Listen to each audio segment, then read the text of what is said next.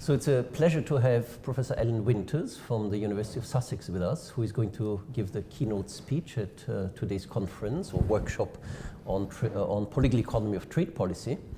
Alan is, apart from his academic work, he has a very distinguished record in a number of international organizations. He was chief economist at the Department of International Development in the UK until relatively recently. And before that, the director of development research at the World Bank, also for a number of years. I know him from early on when you were the head of the International Trade Division in the World Bank. And of course, you had appointments at a number of distinguished universities internationally. So, Alan, I looked a bit at the PowerPoint you sent in regard to your presentation.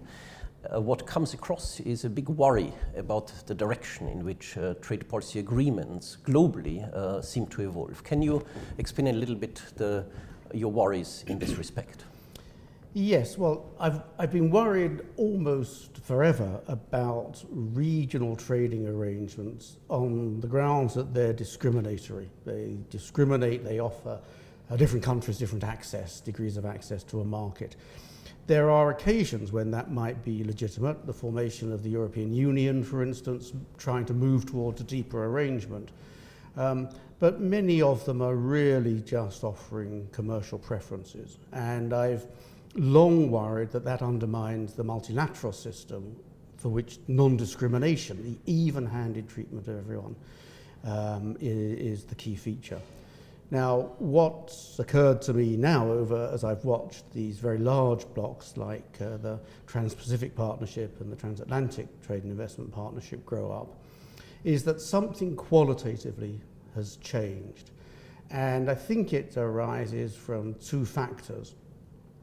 One, these are huge groups, I mean, very, very large, the third, 40% of the world economy, they're very powerful. But secondly, trade policy is no longer about tariffs, where you can shave a little bit off this and add a little bit to that.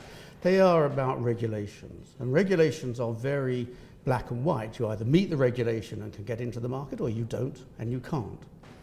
And so a very large group arriving at a negotiation with a very black and white offer, take it or leave it, has immense power. And so that's no longer the multilateral system. So what worries me is that we're fragmenting the world economy. We're moving towards fragmenting the world economy in a way that we're very, very difficult to track back from. So there are two issues actually. One is the position of these large regional trade agreements vis-a-vis the left outs in a sense, who, as you said, have a take it or leave it agenda. And of course the other issue is the rather deep impact which this degree of trade negotiations on regulatory mechanisms has internally within that group, which of course is the issue which excites the European Union's population in relation to TTIP.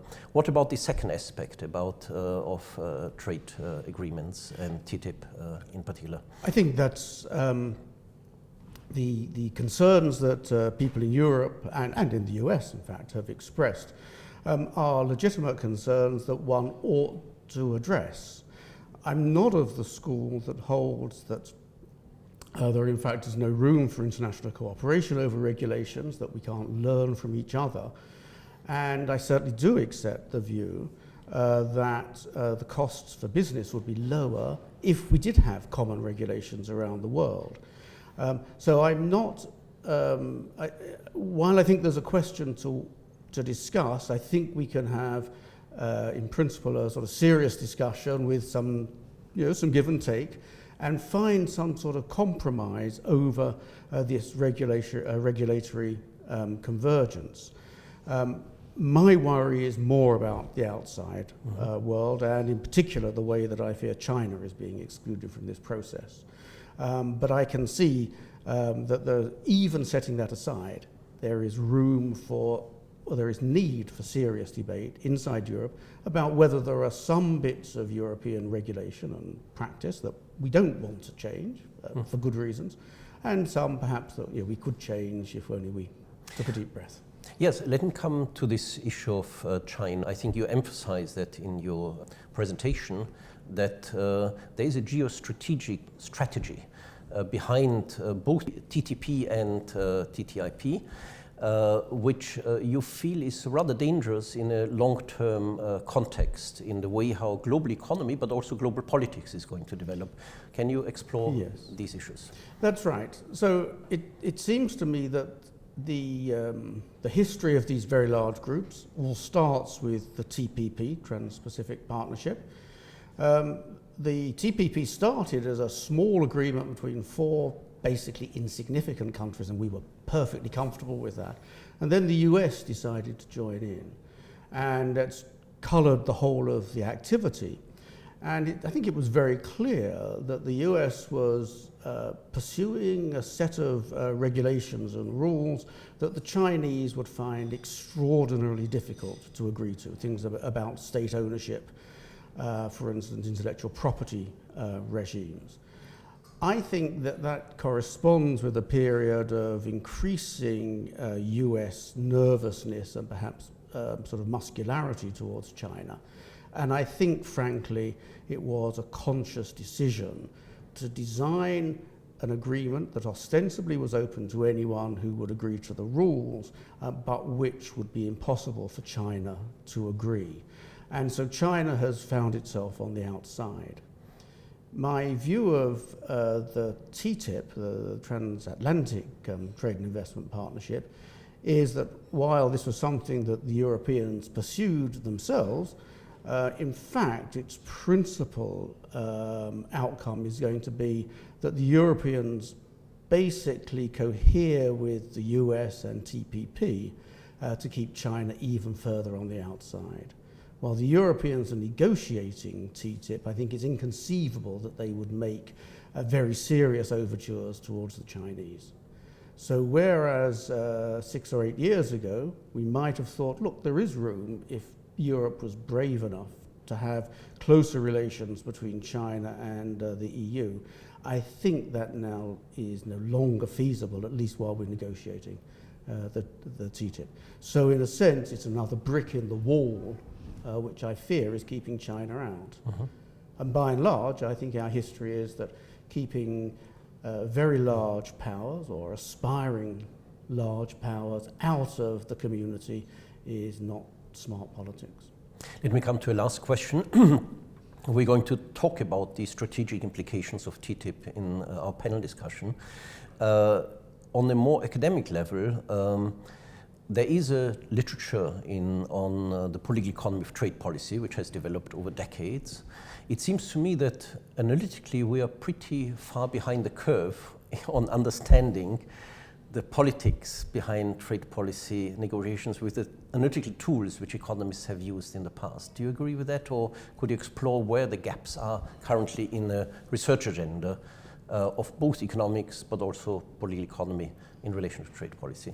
I think our formal analytical tools are very clearly behind the curve because these processes are just very, very complex. And politics can move very quickly, attitudes can change very quickly.